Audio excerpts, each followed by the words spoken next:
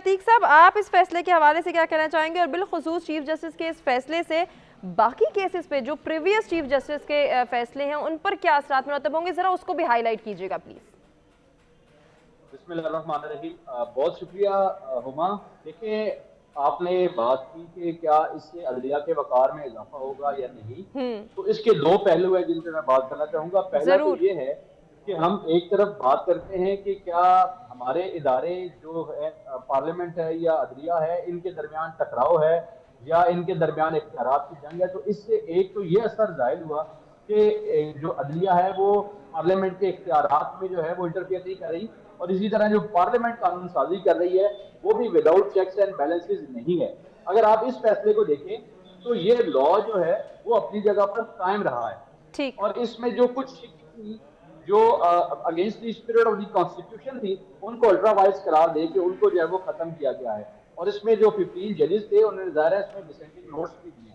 तो आप देखेंगे ये एक्ट ऑफ पार्लियामेंट था, कानून साजी पार्लियामेंट के अंदर हुई, और उस पर डिस्कशन आपके सामने सेर हासिल किस्म की डिस्कशन जो है वो हुई। दोनों साइड्स के वकला ने जो है वो अपने दलाइल पेश किए और दोनों तरफ से भरपूर दलाइल पेश सुने। अदलिया ने भी, जजेस ने भी, उस पर क्रॉस क्वेश्चनिंग भी होती रही, और अल्टीमेटली ये डिसीजन आपके सामने आया है कि कानून जो है वो अपनी जगह पर कायम है। कुछ उसमें जो ऐसी शिकें थी जो अगेंस्ट द कॉन्स्टिट्यूशन तस्वर की जा रही थी उनको जो है वो against the spirit of constitution करार देके जो है वो वाइप आउट कर दिया गया है।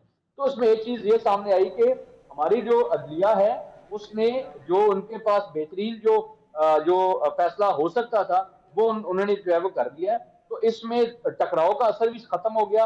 इसी तरह ये भी असर खत्म हो गया कि कहीं जो है वो किसी दबाव में ये फैसले हो रहे हैं, या खुदा ना खास्ता ये है वो पार्लियामेंट जो कुछ कर देगी वही सुप्रीम है, उसको चैलेंज नहीं किया जा सकेगा।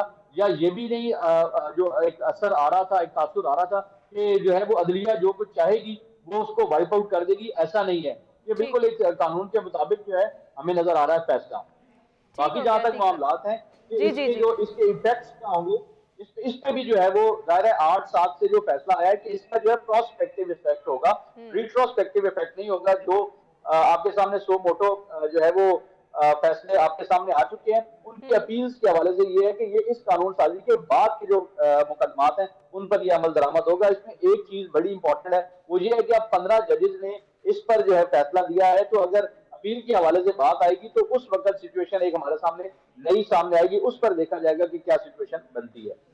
ठीक हो गया अतीक साहब, आपका ओपिनियन आ गया है।